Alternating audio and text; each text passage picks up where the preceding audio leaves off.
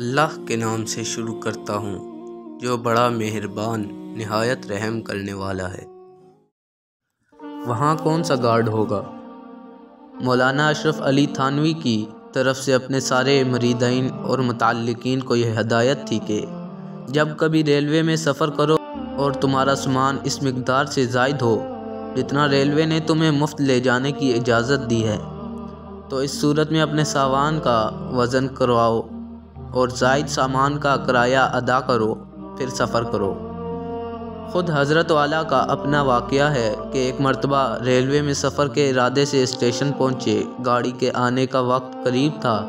آپ اپنا سامان لے کر اس دفتر میں پہنچے جہاں پر سامان کا وزن کرایا جاتا تھا اور جا کر لائن میں لگ گئے۔ اتفاق سے گاڑی میں ساتھ جانے والے گارڈ وہاں آ گیا اور حضرت والا کو دیکھ کر پہچان لیا اور پوچھا کہ حضرت آپ یہاں کیسے کھڑے ہیں؟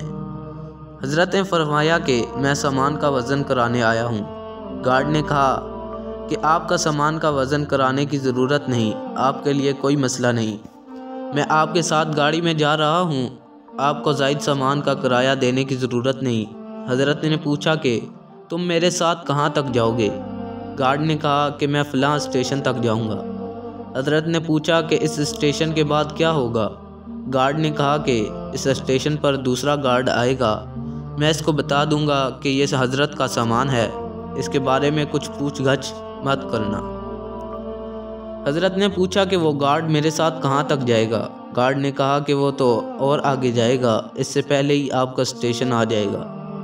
حضرت نے فرمایا کہ میں تو اور آگے جاؤں گا، یعنی آخرت کی طرف جاؤں گا اور اپنی قبر میں جاؤں گا، وہاں پر کون سا گارڈ میرے ساتھ جائے گا؟ جب وہاں آخرت میں مجھ سے سوال ہوگا کہ ایک سرکاری گاڑی میں سامان کا کرایہ ادا کیے بغیر جو سفر کیا اور جو چوری کی اس کا حساب دو، تو وہاں پر کون سا گارڈ میری مدد کرے گا؟